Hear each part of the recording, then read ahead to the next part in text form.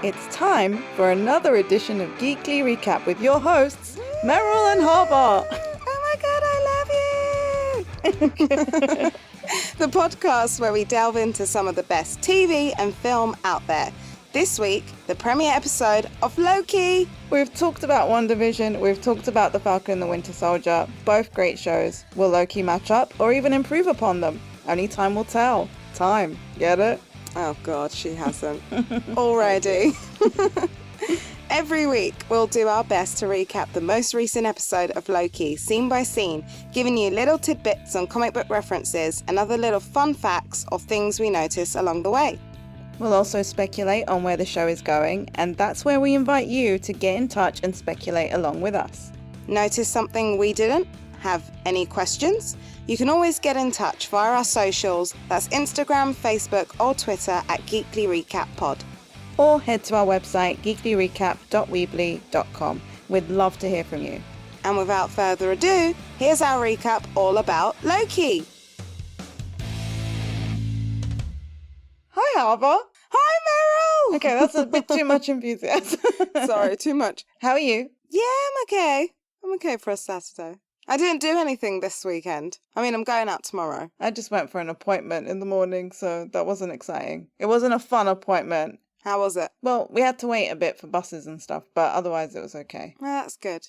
I didn't get to sleep very well. Stupid foxes. Ugh. In London, and maybe some other parts in the UK, there are some foxes, man, and they just come to our streets and make stupid noises in the middle of the night. It was like 3 a.m, my window's open, and I just about nodded off, because I probably should have gone to bed earlier, but I didn't. And then around 3, I just heard... I feel like Ross doing his dinosaur sound now, but it was just like someone was being murdered. I almost wish that was it because it would have ended at some point, but these foxes just kept going. Going at it? Well, no, I mean, you look out and they're just running around. They're not doing anything. I think they're just going, come here, you know you want it. I don't know what they're saying to each other, but it's very annoying. Because usually the females scream in pain. Yeah, well, I don't know where it was because this one was just a couple running around. I don't know. In case people don't know, male foxes have like thorns on their penises, so it's very painful for the female fox. What is it with men in like the mammals? Like seriously, what's your problem, guys? And did everyone tune in for like the National Geography channel? What? Are we just giving information now? Yeah, this is what we do now. We've decided leave the TV shows. Let's just talk about animals and their genitals. In their natural habitats. On the streets of London. I think it might be interesting from our perspective, you know? Anyway, let us know if you agree. We'll do a special. And we'll even like record sounds and include it in the podcast. Yeah, we'll do our own ones, our own interpretations of animals having sex. Anyway, let's change the subject. So what are we doing this week? We are talking about Loki.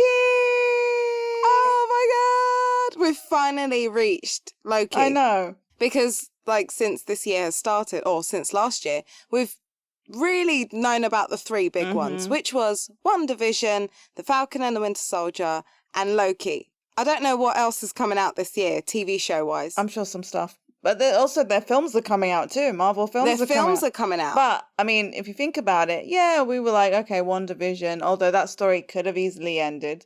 And Falcon and Winter Soldier, I mean, we could have just seen them in another movie. But this was like a cliffhanger from the films. Loki just up and disappeared when he shouldn't have.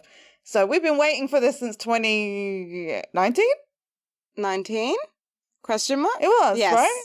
Yes, it was 2019. So yeah, we've been like, where the hell did he go for 2 years? And finally, we kind of know. But do we? Do we? Hey, I watched this whole episode twice. Yeah. And I'm still like, okay, what? WTF? This is the problem with time travel. Oh my god. Oh no. And this is just the first episode. When I was trying to read into things, it would go into a whole other area and then my brain would go, I can't translate this to an audience because I didn't understand what I just read. Yeah, I stopped reading. Anything I've read, I didn't go too deep into because I was like, well, it might be completely irrelevant. So I've only skimmed it sort of. And also, you know, we're inviting you guys that if you go, oh, that sounds interesting, you can go and look it up further because seriously, some of it is a lot. It's just too much. more than half of it probably won't even be needed or won't even be included. Exactly. And you know what? Normally it would be like this, like when we research WandaVision or, Falcon and the Winter Soldier. But this one also adds time travel, which is also a mind F. So, yeah like, nope. Exactly. Nope, sorry. Up until this point, my knowledge of time travel was Back to the Future. And Bill and Ted. And I guess a bit of Doctor Who. Yeah. But Avengers Endgame just went, nah, that's all crap. Yeah. And I'm like, what? Now what? Exactly. No, it's not crap. I know, that's all I know. It's just about what I understood time travel to be. How dare you just go, yeah, but it's not that. And then you're trying to explain it, but you're not doing a very good job so far. Exactly. Well, you've seen Looper, haven't you? Yes, once. Okay, yeah, me too, once. But I remember there was a bit where they just decided they're not going to even try and explain it. I think there was a line where Bruce Willis just goes, yeah, we're not talking about that. And I was like, that is the best way. Because you can't question. You're like, I don't know, they're doing something. And on that mind-boggling intro, I think we should begin. Yes, we should. So Loki's episode 1 is called Glorious Purpose. Mm-hmm. He does actually say it in the show as He well. says it a few times, I think, yeah. Oh, I only noticed it the once, but right. he says it at least twice in this episode. And I read, because I can't remember these things, I haven't rewatched them in a while, sorry guys, but I think he says it in the Avengers film, the first Avengers as well. Oh yeah, see, it's been a while since I've seen it. It's written and created by Michael Waldron, who is probably his biggest thing that he's done is Rick and Morty. Woo! I haven't watched it. Oh, it's so good. But he's also going to be writing he has written the upcoming Doctor Strange in the Multiverse of Madness, which makes sense now considering where this show is going. And also the untitled Star Wars Kevin Feige project, apparently. Mm-hmm. And it was also co-written, I don't know if he writes all of them or just this episode, but Tom Kaufman, who also has worked on Rick and Morty. I mean, it only makes sense that they get someone who's done stuff on time travel to do another thing on time travel. It's true.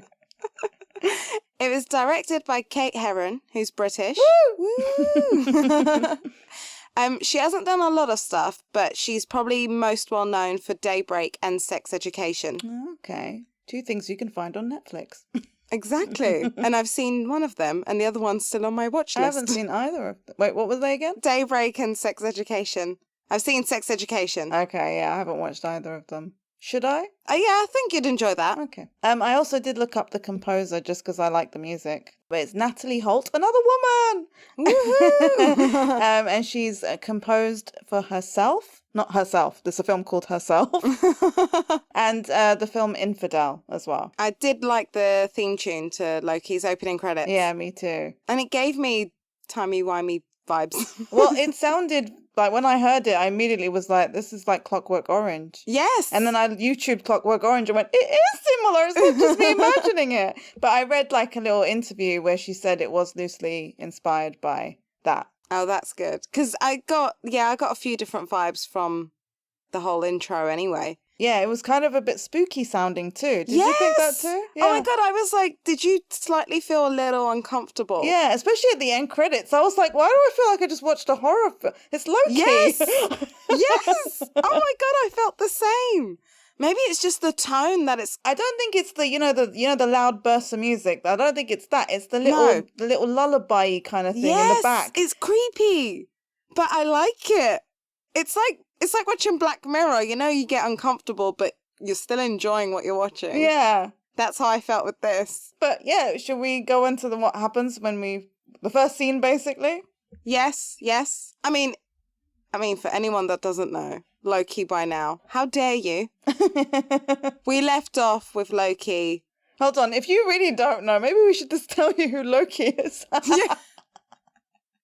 He is the god of mischief. Mm-hmm. Thor's brother, sort of. Spoiler. But we did sadly lose him in Infinity War. Yeah. And then he miraculously appeared in Endgame. And then disappeared again. We didn't miraculously appear in Endgame. Well, no. I mean, they time traveled to when he was alive. And so in another timeline. And him being the mischievous scamp that he is. I see what you did there. He got his hands on the Tesseract because the Avengers, they did not do their job properly. Well, it's the Hulk's fault. No stairs! I hate the stairs! So he gets his hand on the Tesseract and gets the hell out of there, which originally did not happen. No. And basically this episode starts with that whole bit. So in case you're like, what the hell are they talking about? You'll see the scene anyway. They'll show you And then go watch it. Yes. Don't start this without watching that. Oh my God, watch all of the films first. What are you even doing? How can you even look at yourself in the mirror? Anyway. Ugly baby judges you. Wrong show. We've still got friends in the brain. Yeah, sorry, it's always in the brain. But yeah, we do start off back in 2012. And did you get really excited by seeing all of them? Because I kind of mini cheered. I knew they weren't actually in it. I know, but it was weird because I got really excited to see, I mean, for many reasons, but also because, you know, we watched Falcon and Winter Soldier and heard Steve Rogers is gone. So to see him again, even though I could just put on the old films and watch it. He's alive in 2012! I like the little extra shots they put of Loki, though. Yeah, I did miss him. I didn't realise how much I missed him. Yeah, and it's weird because you have to remember that this version of him that we get is I'm putting it in quote marks, evil version. You know, the one that caused all that chaos and made a deal with Thanos, and he's not the nice one that, But he's you know, not got back. evil. Yeah, he's not. No one can see it, but I'm doing the quote marks. But yeah, it's like, you know, because later we got to kind of like him more as he reconciled with his brother and stuff. So, yeah, but this isn't that version. But it was, anyway, we'll go into it. But it's still in him. It's there. As we'll discover. Mm-hmm. So we see Loki take the Tesseract again and disappear. So where is he? He is in the Gobi Desert in Mongolia. Ooh. I'm assuming the same year. It doesn't say, so I'm assuming it's 2012 still. We did see the Marvel logo before this, though, and I loved that it was green and gold. Yeah, and if you paid attention, because I didn't really notice it the first time I watched it, but it's the same, it's this theme tune, but slowed down. Yes. So yeah, something crashes from the sky, and it's Loki. I didn't remember this, but it's very similar to the first Iron Man film, because there's a scene where Tony Stark gets away from whoever's keeping him captured with some high-tech gear that he's just kind of invented, and he flies but also crashes into a remote desert, kind of the same way. Yeah, it rings a bell, but I wouldn't have remembered it. It's been a long time since I saw Iron Man, and it wasn't one of my favourites. Sorry, guys. It kicked it all off, so I respect it and love it for that. But I also don't think, I might be wrong, and this is one for another day, but I don't think it's aged that well of a film either. I don't know, I need to rewatch it. And maybe it's because everything after that has come out bigger and better that I just went, oh, Yeah. It kind of just left Iron Man a bit to the back. Yeah, it's a bit weird, isn't it? Because, anyway, let's not go into that. That's a whole other thing. There's a whole other podcast on that. I might think differently if I watched it again. Yeah, we probably should watch them again. So, yeah, he's landed in a desert. Some Mongolians approach, and this bit made me laugh actually because he immediately turned into, oh, I have to become the ruler now. Yes. And that's when he first says glorious purpose. Yeah. See, I didn't notice it there. I noticed it after. Yeah, he says, I've been burdened with a glorious purpose. And they did say he said it in Avengers. I'm thinking it's like a speech he's rehearsed. So Yeah. that's what to say. Yeah, it does sound like something because he's like, I'm the king. Exactly. They don't speak English though. No, I love though. They're just like, who are you? Why are you here? Exactly. And he's just like, excuse me? How can you not know who I am? That's basically how I was interpreting the whole conversation. It was basically, don't you know who I am? Yeah. I'm surprised he didn't know how to just speak any language though. Well, it seems like, and we'll get to that, it seems like in the TVA timeline, people, they can speak any language. Yeah, but you'd think since Loki's like a god, who's to say they even speak English? Maybe Asgardian isn't English and it's just translated for us. Or maybe it just sounds English, but maybe some words are a bit different. They should have done that. That would have been kind of funny. That would have been. You missed a trick. You guys missed a trick. While he's talking to the local people, we see armed soldiers appear out of another I guess, wormhole, portal. And they come out all suited up, booted up. And they're just like, oh, on behalf of the Time Variance Authority, they're here to arrest Loki. At this point, I was a bit like, what? Yeah. Well, basically, we were like Loki. Yeah. There was one that was called Hunter B-15, which I only realised because I was looking at it with the captions. The subtitles. But she's played by, I'm going to say the name wrong, I apologise, Wunmi Mosaku. And she looks familiar. So she's been in His House, Fantastic Beasts and Where to Find Them, Lovecraft Country and Luther. We do get a funny scene from her in this. Oh my God, I love that moment so much. I mean, to shut Loki up, what do you have to do? Smack him. And he starts going slow motion, his lips wobbling. Yeah. And you think it's like a quirky edit that they've That's done. what I thought. Yeah. I was like, oh, this is going on for a bit too long now. I need to realise that he's the only one in slow motion. She's just fine putting a collar around his neck. I cracked up laughing. That was brilliantly done. To quote, he is moving at 1/16th speed. But they take him and they say that they're resetting the timeline. Yes. Which I was already, when I first heard that, I was a bit like, huh? Resetting it back to when, though? Before he crashed? I or- guess before he crashed. You see, this is where already my confusion was just, it just seeped in. And I was like, what? Which timeline are you resetting and how? And back to which point? Yeah, I'm assuming it must be to that moment that Loki would have disappeared from New York. Yeah. God, they do a lot of resetting the timelines then. Yeah, they must do. But yeah, they pick up the Tesseract and they don't even know what it is. Which is another funny moment later. So we see him enter their station, I guess. No idea where it is. No. And I mean, it's very like old-fashioned. It is. I got very 70s vibes from it, like 60s, 70s. The fact that Owen Wilson even has a moustache said it all.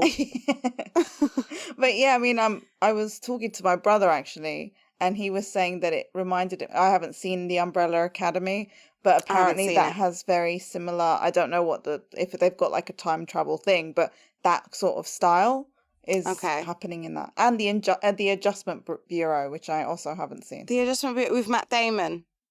I don't know. I honestly haven't seen it. I think that's a film of Matt Damon. I think. I don't know. I'd have to look it up, and it's too much work. Kate Herron, the director, did say that she wanted it to have a mix of, not like I know what this means, but brutalist architecture and Midwest architecture. So she said with Midwest, you've got this really heroic, classy vibe, because the TVA is very heroic. But the brutalist architecture is that they're working for the timekeepers which we'll go into, who are these kind of godlike overseers. So it felt like a nice marriage of me. I think I looked a little bit up of brutalist, and it's like really edgy, sort of harsh lines. It looked like the edgy hotels in New York, or some in Shoreditch as well here. We do see a man behind the desk here. He is called Casey, that we find out, played by Eugene Cordero, and I think people would mostly recognise him probably from The Good Place. He has been in The Mandalorian as well, a couple of episodes of Veep, and he's appeared in Kong Skull Island. But even though he's had... Oh, which, by the way, Kong Skull Island also has Tom Hiddleston. Yeah, maybe they're mates. But even though he had like a small part, and I'm guessing we're going to see a lot more of him in the show. I hope so. Already classic. Yeah, I love him. He plays like the timid, scared man so very well. Did you hear, as Loki's being taken away into a room with that robot, did you hear what he said? Yeah. I'm glad you did, because they didn't put it in the caption. Did they and not? I had to rewind. No, I had to rewind. I'm like, no, he totally just said the Tesseract sounds dumb. But it was the way he said it. It was classic.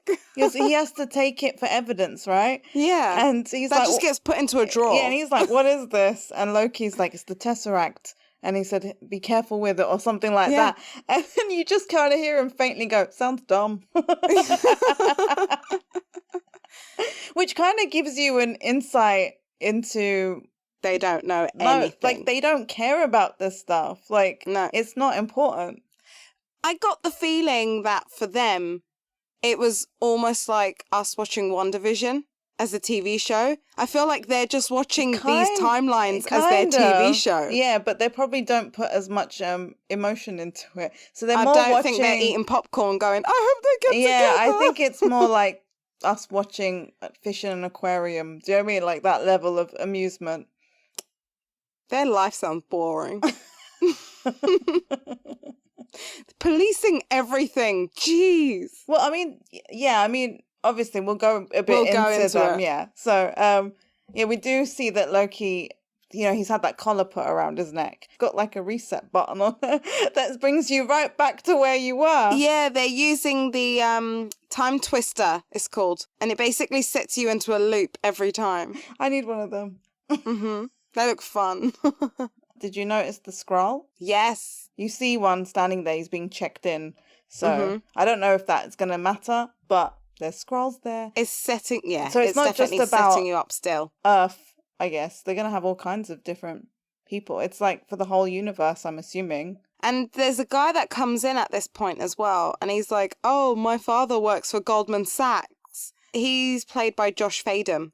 And I haven't caught up on this, but he's got quite a prominent role in Better Call Saul as a camera guy. He has also appeared in Twin Peaks, and he's done quite a bit of voice work as well. I love that they kind of had this humour going through it. Yeah, because, Tom's quite a funny guy. And he has his moments as well in the films. The thing I loved about it most was that at the time when you're watching it for the first time, you don't realise it, but when you rewatch it, you realise it's all part of dressing him down from his godlike status he's had. Yes. We're laughing. Making him more human. But he's so outraged because, but like you're realising that to them that he's nothing. A lot of the stuff that he says is what I would say. Yeah. With more swear words. Because when he says some things, I turn around to my mum, I'm like, who the hell do they think they are? There was only one bit, which we haven't gotten to yet, where I went, oh my God, that's me. But I'll get to it. But what we do see here is the robot strip him. Yeah, after he tells them it's fine Asgardian leather, which means nothing to beautiful. The robot. And it just gets disintegrated. It just disappears. Yeah. And then a trapdoor opens. Yeah, this reminded me of something, but I don't know what.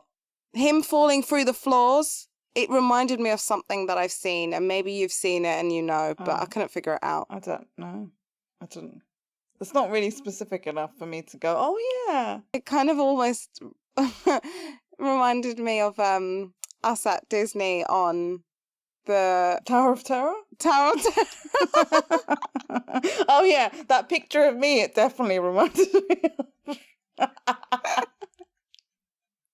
Oh, good times. Oh, it's funny. We do see him fall into a boiler suit.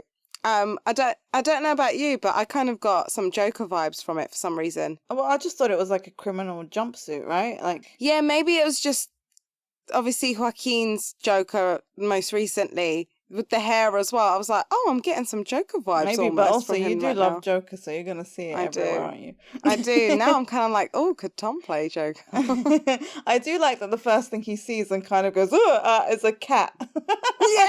Who also kind of goes, at him. And I was like, oh. Me too. I was like, I hope we get more of this cat. It wasn't the cat from Captain Marvel. No. It wasn't Ginger, unfortunately. No, but it was a very cute cat.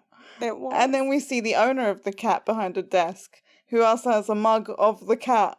Yeah. And I love this bit. He gives him like a whole file full of paper and goes, please sign to verify that this is everything you've ever said. It's kind of like the T's and C's. You're never going to read it. You're just going to sign it. But I love everything you've ever said. Yeah. And the fact I would think there'd be more paper, personally. Well, maybe Loki doesn't talk as much as we like to think he does. Well, I think we found out he likes to talk a lot. But what I want to know is, so this is important. In this scene, whenever he said something, another page would print. So is every sheet of paper one sentence? Because I don't think so. So maybe it makes sense then. Yeah. But that was funny that every single time he said something, another page would print out. and he just stopped. I'm like, now you're wasting trees, TVA. Exactly. Maybe they don't even have trees. They clearly don't know what fish are. What's oxygen to them? What are they breathing? I don't know. But another trapdoor. Yes. I said it felt like an escape room at this point. Yeah. Maybe that's what it was reminding you of, like one of those horror films like Saw. Maybe. Yeah, because even when he's going through the other doors, I'm just like, is he ever going to get out? Yeah, but this is like a light-hearted version of Saw. Spoiler, episode 2. So yeah, he's got like an airport security scanner, those metal detector kind of things. And a guy asked him to, well, I've paraphrased, but basically to confirm that to his knowledge, he's not a robot. And this is the scene that I went, this is me. So he's like, do a lot of people not know that if they're robots? And then just as he's about to go through, he's like, what if I'm a robot and I don't know it? And I was like, this is me. This is when I would start doubting myself. How cheesy was his turn to the side, though, as he thinks he's about to get obliterated and it's just a snap? He's like, I'm going to go through because I'm clearly not a robot.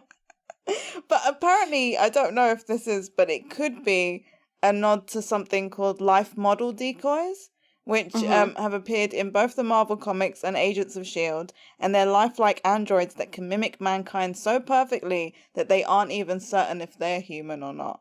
Which is probably why they snap, what they call a temporal aura. And I'm guessing it just shows the heat of a body of a person rather than a robot. Yeah, I suppose so. Maybe robots don't even get obliterated. It was just something that he said.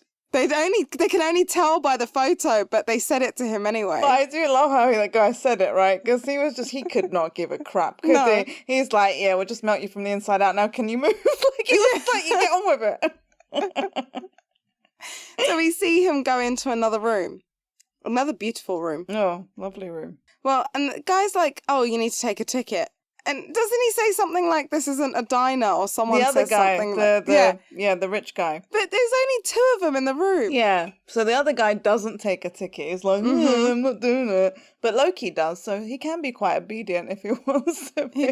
He does. Although he does eyeball the security guard who tells him, you have to take a ticket. This is where we see, though, an advert being played. It's funny because Loki literally just says, this is a mistake. I shouldn't even be here.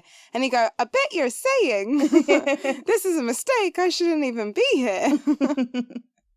And we had confirmation that it is Tara Strong. Yeah. I'd love her because it's Harley Quinn for me. Oh, She's is my it? Harley. Is that from the cartoon or is it From the the cartoons and from the games as well. Because I really knew her, sadly, but it was because of where I worked. From the newer My Little Pony cartoons, because she was Twilight Sparkle. But From where she worked. Mm-hmm. It was. And also, My Little Pony is actually good, the new one. She's also Bubbles. Yeah, she is also Bubbles. Bubbles, yeah. Yeah, she's a legend. Which is why I always compare every person who does Harlequin to her voice when she does it, because it's perfect. So this, she's like playing Miss Minutes, who's like a clock. It was inspired by that DNA cartoon from Jurassic Park. Yes. It plays out and it goes 4x3, which is great. It felt like we've literally gone back in time. And she explains that long ago there were countless timelines who fought for supremacy and almost wrecked everything. She says then all the knowing timekeepers emerged, bringing peace by organizing the timeline into one singular timeline, or the so-called sacred timeline. Sometimes people veer off the timeline they created, and those people are called the variants, in this case like Loki. So stepping off your path created a nexus event. Left unchecked, this could lead to another multiversal war. Now that your actions have taken you away from your timeline, you must stand trial for your offences. This isn't the first time we've had No, nexus. it's not. If you remember, I think it was in episode 7 of WandaVision. It was in an advert for the antidepressants. And I mean, it's just easier, guys, if you go back and listen to those episodes. But she's known as a Nexus being, right? But she operates as a multiversal anchor. And you're going to see that anyway, especially with Doctor Strange. And where are her kids? You know, I'm assuming she is going to be jumping through time if these kids do in fact exist somewhere. So this is the first time that they actually explain what the Time Variance Authority are, or TVA. If you think that explains. Well, yeah. They were created by Walt Simonson, and he wrote a lot of Thor comics. And this was, I think, created back in 1986 from the research that I did. So in the actual comics, similarly, they govern a significant number of realities in the ever-growing multiverse. God, I can't even imagine how many multiverses there are. So they keep tabs on like every reality, and their time zone is the null time. All the employees, which they kind of, I think, touch on in this episode, is that they're born and bred specifically just to do their job. Yeah, that's their purpose. Yeah, it's like, so they're like worker bees or something. Do you know what I mean? That's all they know. So every employee, they have lifetime employment. I'm like, this is amazing. Do they have benefits? But they clearly don't get paid and don't do anything. I feel like all they do is work here. But I don't know. Do they get paid? I don't know. But anyway, they're cloned from the same genetic stock so that they don't fight so much. So it's very inbred. But they do occasionally hire out. They're actually formed in the future. Because the timekeepers, I read a little bit about it, but oh my God, seriously, brain explosion. But it was like the final reality is when the timekeepers were created, who then made this. I just wanted to point out this thing because you mentioned about Scarlet Witch and her children. Yes. Right? And I read something from the comics. The timekeepers in Marvel, they actually tried to break up the Avengers a few times. And they sent like a space phantom to defeat them. And then they sent Immortus, who is also known as Kang the Conqueror, which is a big thing that is possibly going to come up in this. We don't know. There was all this stuff going on. And then they didn't realize, but they recognized how powerful the Nexus being that Scarlet Witch was. And they charged Immortus with killing her to stop her from bearing children. But Immortus, actually led her into a relationship with the Vision. So dark. I know. I'm like, well, are these guys good or bad? Yeah, I don't think they're good. I don't know what I think of them, but I don't think they're good. Yeah, no, I agree. Because I don't agree with what they're doing. I don't know if you noticed, but the two warring armies that we see in the PSA appear to be the Kree and the Wakandans. Oh, I read it was the Nova Corps. Oh. Anyone else? But apparently the battle behind them looks like Titan, Thanos' home planet. Well, I loved Loki's line though, because he goes, "Who even believes this bunkum?" What happens to the rich guy because he didn't have a ticket? He didn't have his ticket. So we find out what the term for this is called pruned. Yes, pruned. He gets pruned. They have like this stick. Where do they go? I think they're just erased from existence. Wow. Well, I don't know. I'm just saying. I think so. Well, I loved his face because this is where he's basically gone, oh, gee, looking for his ticket. This is Loki. Like, they're really breaking him down very quickly in this episode. Because I think he's slowly seeing how much more powerful these guys are. Because he doesn't have his power there. He's limited. At this point, he doesn't know that yet, though. It's true. It's surprising that at that moment he didn't think, let me attempt to do something. Maybe he just really wanted the Tesseract. Maybe. And then we finally see the opening credits. Yes. With the Loki name and the symbols. Yeah, the font's very retro. Constantly changing. They're not matching each other at all. It's like a ransom note sort of. Yeah, but not. And then you've got like the weird symbols. It's like there was a rune as well for the Loki. And there was like what I would call a Taurus symbol. It's like the bull with the horns. Or it could be his horns, but it could be the sign of the devil. You're kind of like, oh my God, there was a lot in that. So after the title card, we're in a place in France. I'm not going to try and pronounce something on Provence. AIX and province. In 1549. They're in a cathedral or church and there's a crime scene. Some Minutemen were killed. They apparently went there on a routine Nexus event, which routine is when there's small things like, what was it, someone turning up late for work. So it's not a big thing. Yes. But they were stabbed and apparently it's the same as the other murders, right? It indicates that there's a serial killer on the loose. So there's no reset charge. And it's the 6th attack in 1 week that they know of. And then that's when a little kid appears. Did you look this up? No. Did you not? Okay. So I didn't think anything of it at first. So obviously he's asking him if he knows who did it. And he points to like a stained glass and there's the devil. Yeah, so obviously some people are like, oh, Mephisto! But yeah, no. I read this bit. Yeah, but he says to him, I don't know whether he understands it because the little kid's French, but he says, we're going to put you back where you belong. And I was like, what?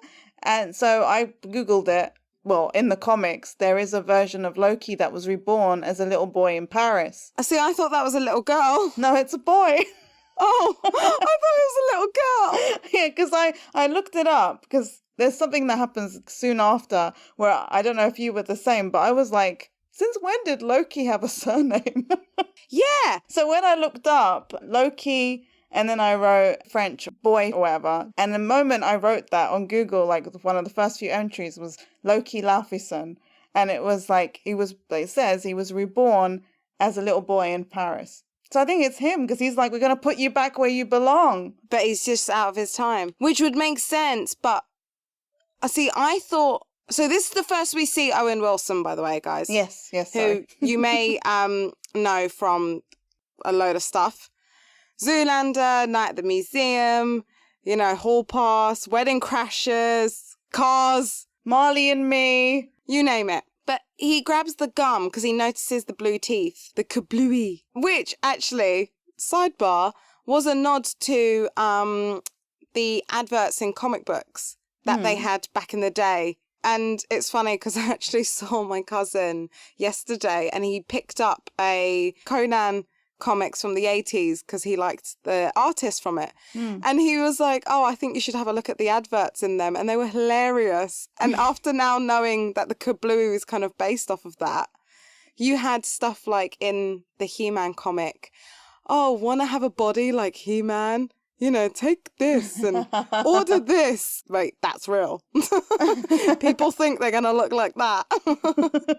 But I thought when Owen Wilson grabbed that, and he pointed to the devil, which I found out is totally unrelated. The director said it was just a coincidence. I just figured that because the devil had horns, it might have been like Loki's, he has the horns on his thing. That's it. It was meant to represent Loki, so they just used it. But, everyone's just dying for Mephisto, so any sign.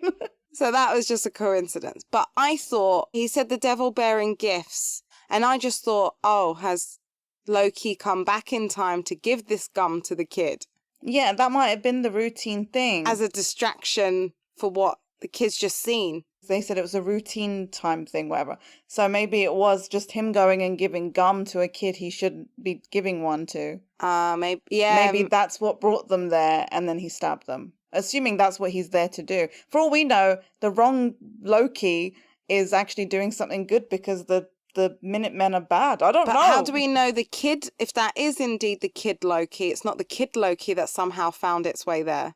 I don't know. I'm assuming the kid Loki is only there because of a multiverse thing, though, because that shouldn't be kid Loki. Do you know what I mean? Like, he shouldn't exist. No. Brain exploding. If you notice here, though, you feel like they're on a time limit. And yeah, because they're like, there's a red line or something. They're nearing the red line. Yeah. Which makes me think the whole Nexus timeline that they're talking of, it's like if you stay in this line or in this timeline for too long, you then create another timeline, so, which is why they need to go back before they reach that moment of time. Am I making sense? No, I get what you mean. It's like they have a window, and if they miss it, then it starts to become They've created another paradox, which they shouldn't. I don't need whatever, but they can't reset it. They didn't have a charger. No, to reset it. They had to go back. But he's handed some paperwork before they do. Some guy comes out and shows him that Loki has been apprehended. But you know what? I don't know if it's important, but on that piece of paper, there's a few things written about him, but one of the things is that his sex is fluid. Loki's sex is fluid. Does that mean he can become a woman and a man? No, it's not gender, it's sex. So yeah, maybe. Well, he can be anyone. He's like a shapeshifter. Because isn't there like a thing like Lady Loki as well? Yeah. So yeah. But I thought that was interesting that it was written there because you don't really think about it. No. We just see him the same way all the time. Most of the time. The Vintage Valkyrie is an amazing little shop that can be found on Etsy. The super lovely owner makes handcrafted jewellery and cards inspired by films, TV, books and games, and she's appeared at a major Comic-Con here in London. She's just made a Captain America shield greeting card, which looks amazing, and she's uploaded it to her shop. So go check it out. She's even made a Captain America bracelet. Did you see that? Oh, yeah. Amazing. She makes other pieces too, inspired by Dungeons & Dragons, Back to the Future, including the flux capacitor earrings, which we both own. Yes. Final Fantasy, Harry Potter, and much more. You can find them all there for your geeky needs, or your friend's geeky needs, or your girlfriend's geeky needs, whoever needs them. Treat yourself. What's great is that she's also open to custom pieces, so we highly recommend her shop. She's talented and puts her heart and soul into each and every piece, so defo check out her shop, The Vintage Valkyrie, on Etsy, and make sure you shop small. It's important to help these businesses out, especially in times like these. And as a little gift from us and the Vintage Valkyrie, you can receive a 10% discount on the shop now if you use the promo code GeeklyRecap in capitals. Woo! In the next scene, we see Loki Laufeyson, variant L1130. For once, I didn't actually look up the numbers. I think I just got so tired of looking them up. And in the end, I just thought I was making stuff up as it went along. But who knows? Next episode, he is being charged with a sequence violation 7/20/89. The judge here says to him, "How do you plead?" And he goes, "Madam, a god doesn't plead." My favourite thing was, "I'm guilty of this." This. And then he just does a little thrust and nothing happens. Very Phoebe dancing.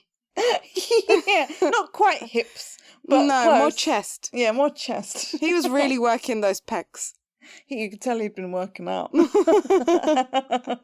But he does say to her, "You have the wrong person." She's like, "Well, who should we have?" And he said, "The Avengers." At this point, I literally screamed, "I know!" I felt like it probably should have been the Avengers at this point. Because I'm thinking, hang on a minute, they've jumped through how many timelines? Obviously, I love Steve, but Steve created his own friggin' timeline. And yet, their response is that was meant to happen. Yeah, well, isn't it? They kind of hint at the fact that it's not necessarily like there's a right or wrong. It's more like if the timekeepers are like, "I will accept it." No, but this is where I really related to Loki, but especially when in the next scene where he gets taken into a room with Owen Wilson, I'm just like, who are they to decide? Because like, this is our choice, and you're basically telling me that I don't have a choice and you're writing my life for me. I suppose. Really, the question is, who put them there, Meryl, and why? my thought at the time was that, like, we don't know about the Steve thing. All right, I don't even want to go into that. I don't know if they'll ever get into it. But as far as what the Avengers did, they had good intentions behind it, and even though they branched off by taking the stones, they did go and put them back. Do you know what I mean? Yes, so I was but like, they branched off. Yeah, but then they went and put them back exactly where they found them. At what cost, Meryl? Apparently no cost. I do like the fact that he says to her, though, he does say, "Oh, you can just give me a team, a task force, and I can get them and eliminate them for you." But that's how he is, right? He's like, "Yeah, don't worry, just give me some men, I'll handle it." Yeah, I don't think so, Loki. I would just be like, "I'll be on your team." Yeah, no, I don't want to be on his team. Hey, I felt bad, especially when he's told, you know what, we'll get to it, but he is told, for a person that regards himself to be king or something, you awfully lose a lot. He thought he was something he wasn't. He is a god. Yeah, but not in this world. In this world, you're you're... That's how I felt about the judge. When he questions her, and it's like, "Well, what do you do?" And she's basically the timekeeper's bitch. But they're all the timekeeper's bitches. She is a bigger timekeeper's bitch. But that's her job. Anyway. Right, who plays her? She's played by, again, I may say this name wrong, Gugu Mbatha-Raw. I don't know if I'm saying that right. I'm really sorry. She's been in quite a few things. She's been in Belle, The Morning Show, Misbehavior, Irreplaceable You, Black Mirror, and Cloverfield Paradox. I remember her from the San Junipero episode of Black Mirror. Yeah. But she was also, in The Morning Show, Steve Carell really didn't look after her. No, that was awful. Great show, by the way, Great guys. show, yes, watch it. But you will look at Steve Carell the same way again. Just put The Office back on and pretend. Click your fingers, he's back to being Michael Scott. But she's playing, we don't know her name, but she is playing, I'm probably going to say this wrong too, but Ravonna Renslayer. Yes. In the comics, she was introduced back in 1965 in an Avengers issue 24. And I mean, there's a lot with her, so I just basically grabbed a little bit of her background. She's the daughter of King Corellius, who is a ruler in the 40th century of Earth. And she catches the attention of Kang the Conqueror, who I really think at some point is going to make some kind of appearance. I think so, because he's got such a big presence in and we've a lot of the stuff. Gone into or read a lot into those notes through the other shows that we've just watched. Exactly, yeah. So he wants her. She rejects him because she calls him a commoner or something. And he proves that he's willing to sacrifice everything to save her from execution. She falls for him. But a bunch of stuff happens, right? She dies and then is brought back and then finds out that he didn't actually care about her life. And so she goes on like some kind of quest for revenge, and it takes her on some dark paths, and she takes on identities of Nebula from Guardians of the Galaxy. It's a whole thing. I was like, I need to stop reading this. Stop. But there's way more, but guys, look it up. Or they might address it at some point. I don't know. Will we ever know she's a princess? They might. If she does time travel, it opens the door past Loki. Exactly, yeah. I don't even know what her intentions are at this point. Because at this point, we don't even know if any of these lot can leave where they are. Mm-hmm. Because they're kind of fake, I guess. Yeah. I mean, Loki is then charged guilty. Mm-hmm. He's going to be reset. He is. Or is he? He's angry and he says, you have no right to dictate my story. And the judge says it's not up to him. I literally wrote in capitals, who the F made you queen, bitch? She's not queen, she's princess. But no, she says that it was never his story anyway. Yeah. Like, it's not about you. You're not the center of the universe, mate. Yeah, but if someone told that to me, like said that to me. Yeah, I know. You'd be outraged too. Like, you wouldn't. Yeah, but I wouldn't think I was better than everybody if I was taken to that place. That's not the point. I don't think his point is even at that moment in time saying, I'm better than you. He's outraged the fact that he's being told that his choices are not his own. But the thing is, I mean, I don't understand what this time alliance, what's it called, authority thing is, but it's kind of like what you imagine like faith is like. Do you know what I mean? Like when we are taught in different religions, I'm sure, I don't know all the religions, but they always tell you that, like, for example, God knows your whole life anyway. And so I'm the like, timekeepers are God. It's kind of like that. I mean, the idea that you have free will, but there's a right and a wrong to it. It's kind of like that, isn't it? Except they don't come and go, no, you did it wrong. We're going to disintegrate you now. Yeah, I'm sorry. The timekeepers and the TVA can go F themselves. Well, I'm still not sure what the TVA are going to do. We're going to have to see what they do because there's got to be something good about what they're doing. I did like Owen Wilson here. His name is Mobius. He will introduce himself literally like in the next scene. But I do like it when Mobius steps up to the judge and he says, I feel like I'm always looking up to you. I like it. It's appropriate. That's such an Owen Wilson line. It is. The way he delivered it was more him, like his character, not the actual character. Yeah, for sure. But to be honest, if you cast Owen Wilson, you cast him to kind of be Owen Wilson. That's the charm. Yeah, I'm a little sad that in this episode we haven't gotten a wow yet. It's coming. I'm sure it's coming.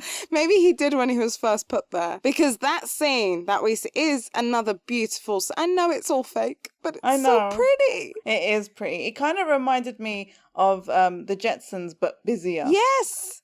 I thought that as well. Yeah. And again, going back to the 60s and 70s look, I guess. There's a very futuristic, like the idea of what the future was from the 60s perspective in this show. Yes. Which I like.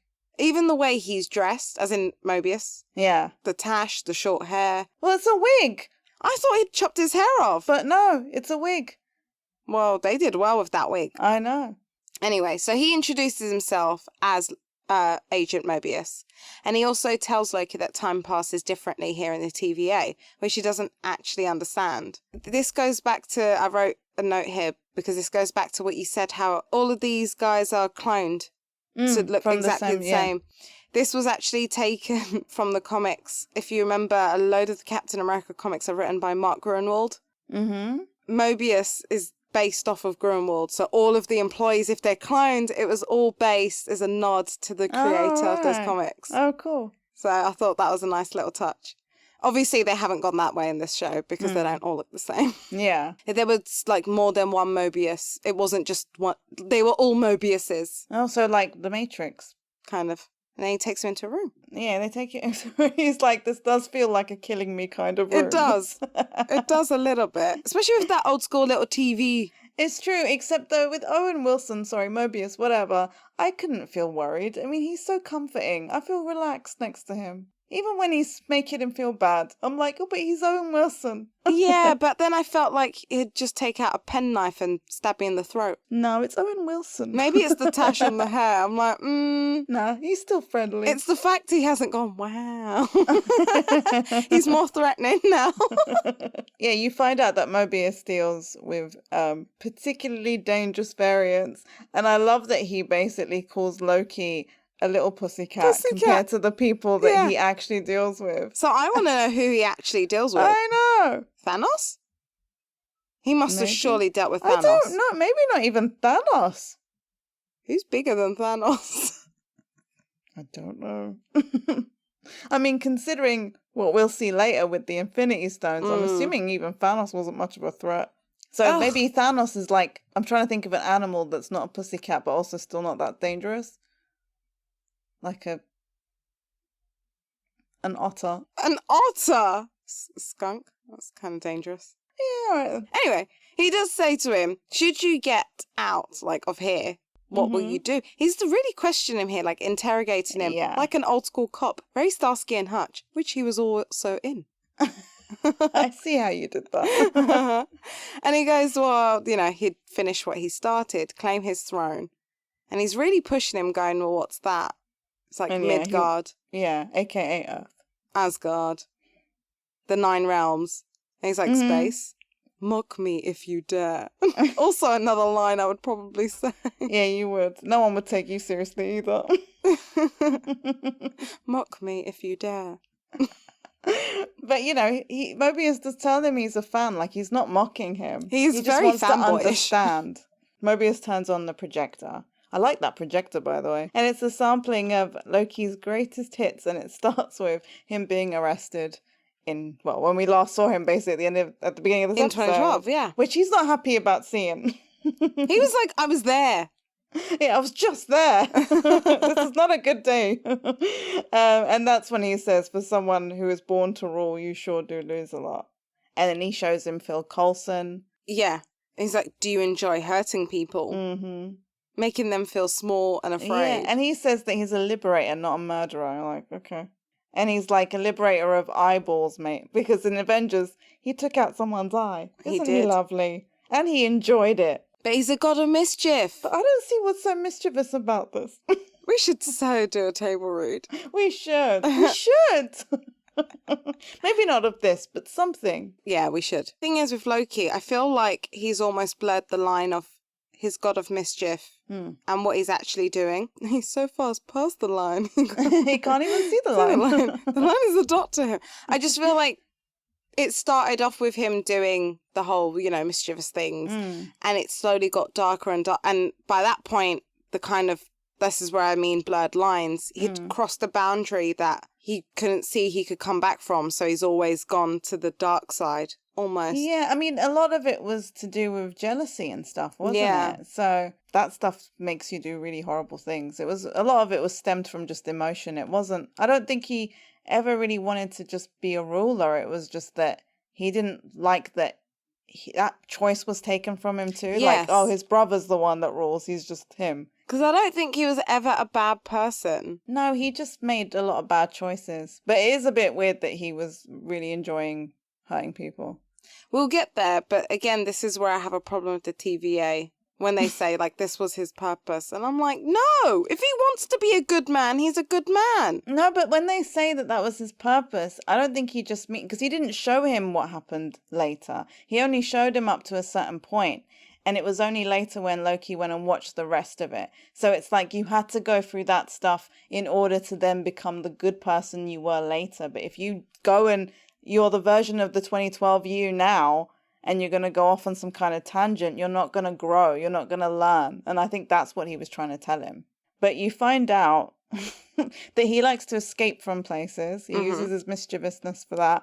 And one of them is someone called D.B. Cooper, who was like a crime that they never got to solve. They never understood what happened. Some guy went onto a plane, basically did what Loki Hijacked the did. plane. Yeah, got all that money and then just jumped out the plane. And they never found him. They never found they found anything. the money, but they never found him. I'm assuming he died. Who knows? But in this, obviously, he goes on the Rainbow Bridge and goes back. Yeah, and it was Loki. He had lost the bet, right? Yeah, he lost the bet to Thor.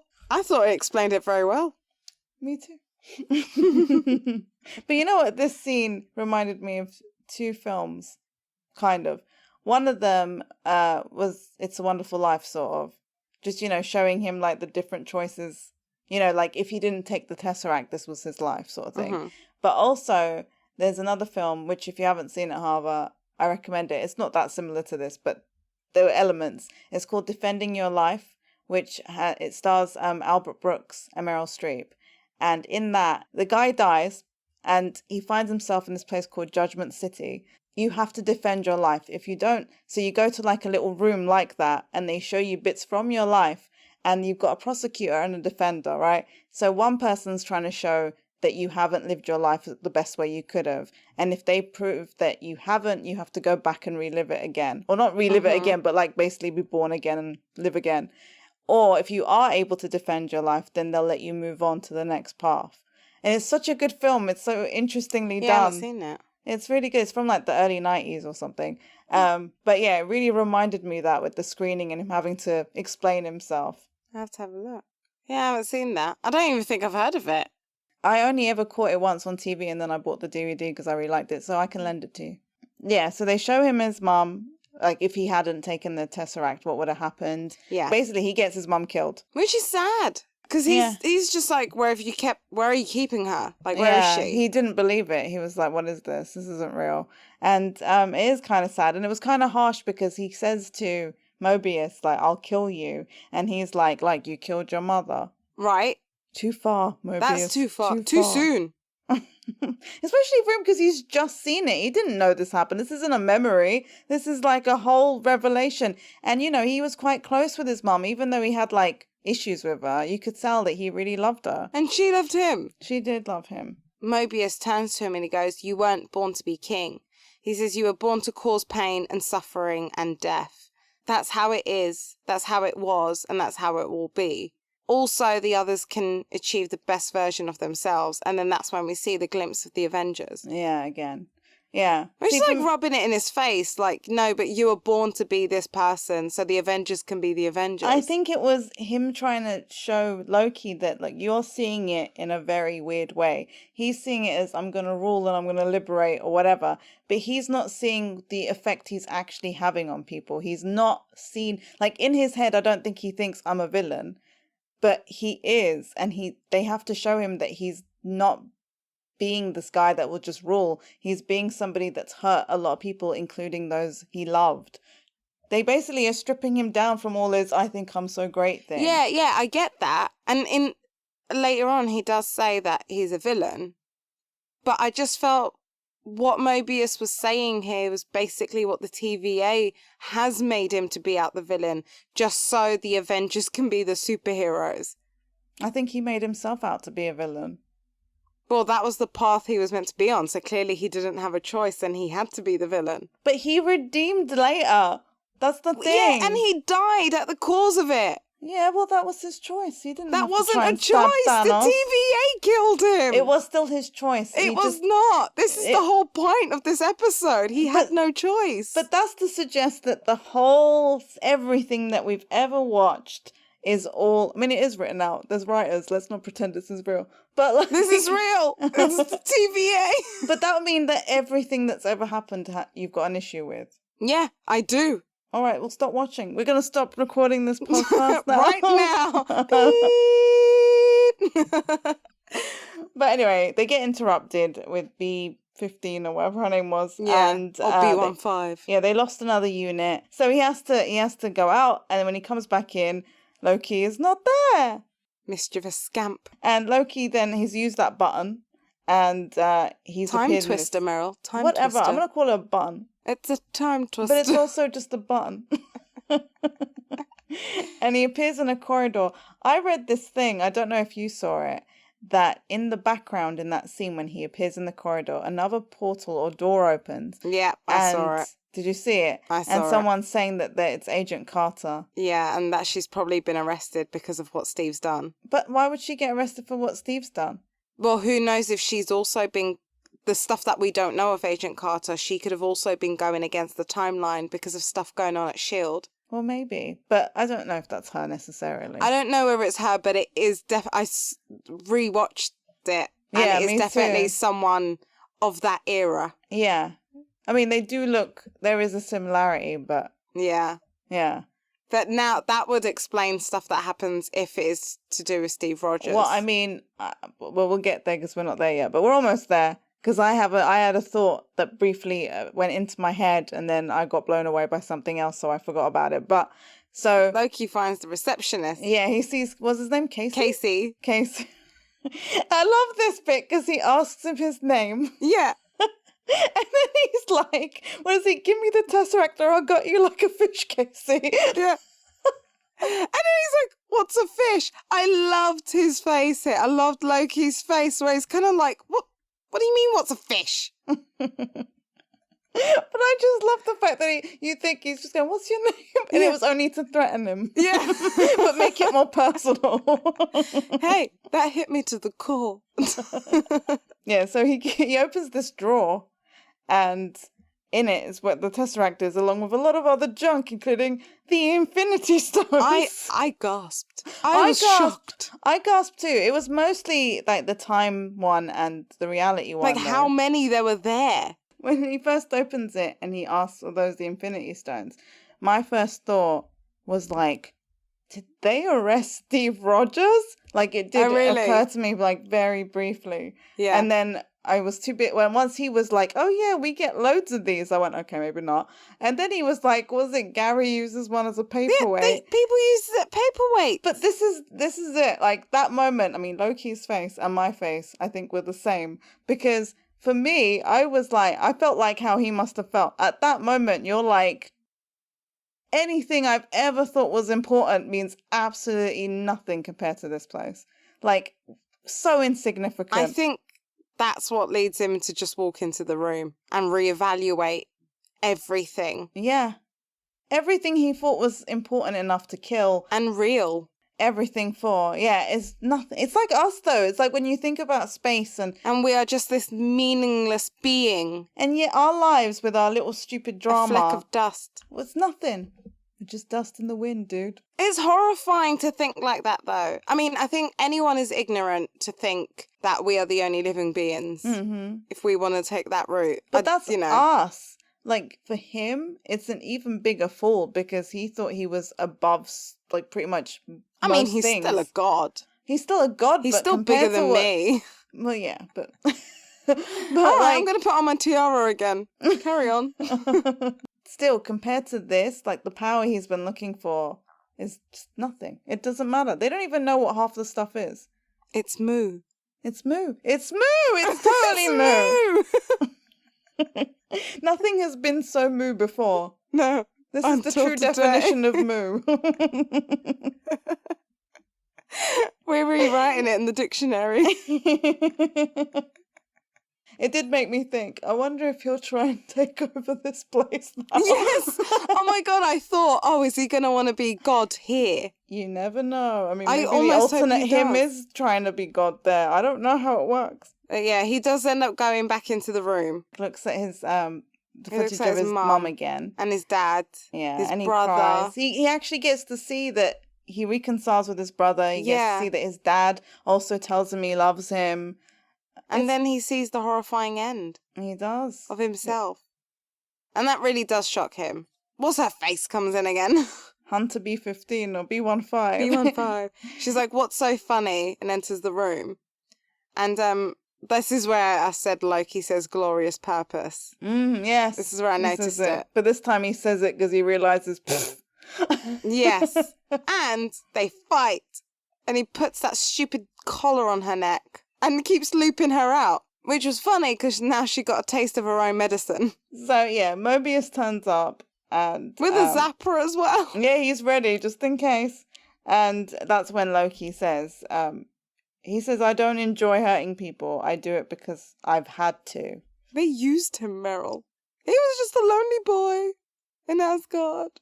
And now he's just a lonely boy in Paris, probably. This is where he says, like, this whole thing is a part of an illusion. It's a cruel, elaborate trick conjured by the weak to inspire fear and the desperate to play control. Which he says earlier as well, but he says it in a different way. Like, it's the same words, but different meaning completely. Definitely a different meaning this time round. And then he says, like, because he's holding the Tesseract, isn't he? Yeah. And Mobius is like, have you tried to use that? And he's like, even the Infinity Stones are useless here. So. Yeah. And that's when they kind of like, they offer him like an opportunity to, I guess, redeem himself or be useful rather than, you know, the nothing that... Yeah, he says, I can't offer you salvation, but I think there's something else.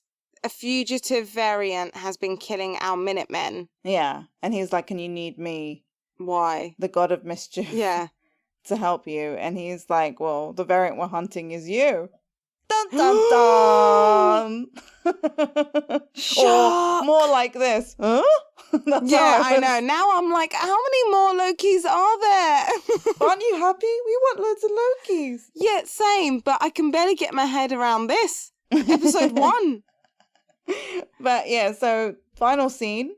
We're in Salina. 1858. In Oklahoma. And the Minutemen, they come out and it's night in a field. I wrote they find a weapon. I couldn't actually see what it was. They found a weapon. Yeah, it's like they scanned it and they said it was from the 3rd millennium. Yeah. So that indicates what time zone they've come from. Yeah, I don't even know. It looked like a shovel a little bit, didn't it? Yeah, like in the ground. Yeah. And they smell like gas and stuff. Oil. And they think it's like the time machine. And I'm like, the DeLorean? Well, I mean, that would have been plutonium. You know what I would have loved, though, Havva? If, you know, in the drawer, if there had been the almanac, how great would that have been? I would have loved it. If it was Disney, it would have been in there. Yeah. We might see eggs to other Disney stuff, but yeah. I mean, I would love it if Christopher Lloyd appears in an episode. I know. Oh, my God. If you're listening, Marvel, get Christopher Lloyd.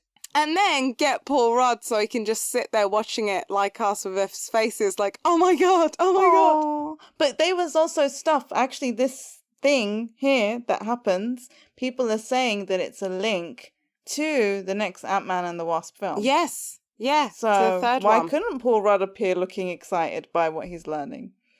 Yeah, to do with Kang the Conqueror again. And I think they actually cast him.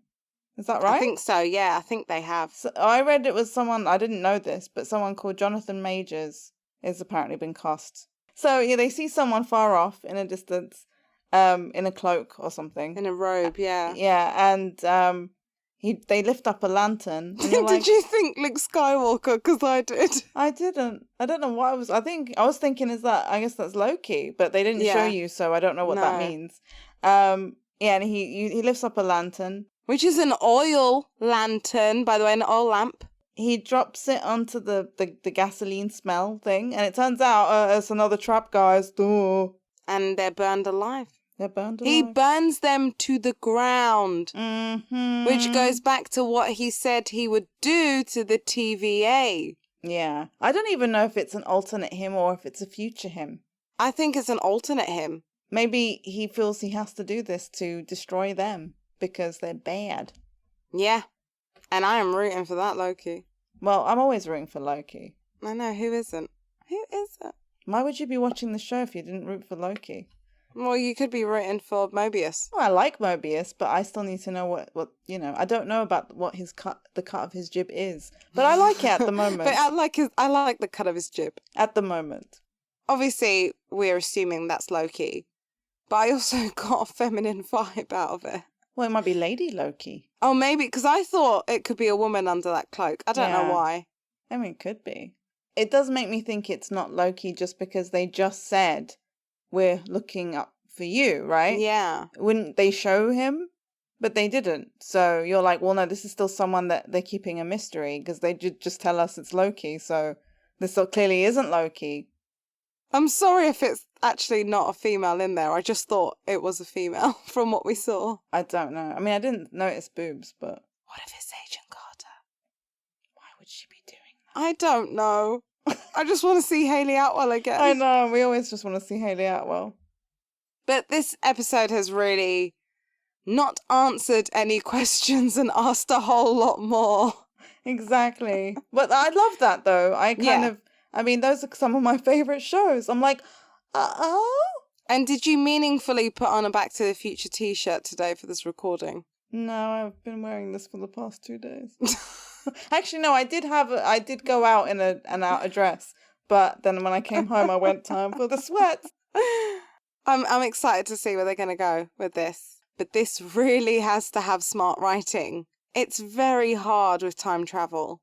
It's going to play a part, and it has to lead in with Doctor Strange. It's going to probably lead into Ant-Man and Doctor Strange. Maybe Captain Marvel, maybe not. The Skrull thing depends if they elaborate on that. Exactly, that might have just been the only time we ever see one, well, I don't know. But definitely Doctor Strange and this whole multiverse of madness. They even mention the madness. Where is it going? Can't wait. Can't wait. Well, that's another Marvel show that's kicked off now. How many more left for 2021? As usual, we'll be dissecting the episodes one by one, so make sure you join us for episode 2 of Loki next week. As mentioned before, we may be a little late, but, and it's a big but, it's Meryl's big kahuna birthday. Woo! So we'll be off celebrating. Yay! Go on, cheer Meryl. Yay! Yeah, she seems so excited.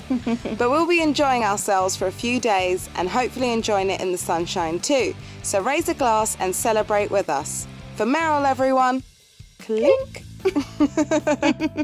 She'll be entering a new decade with style. So feel free to tag us on Instagram at Geekly Recap Pod and follow us on Twitter and Facebook too, where you can also wish her a happy birthday. To make sure you're first to find out when the next ep drops though, sign up to our newsletter at geeklyrecap.weebly.com. For now, bye folks.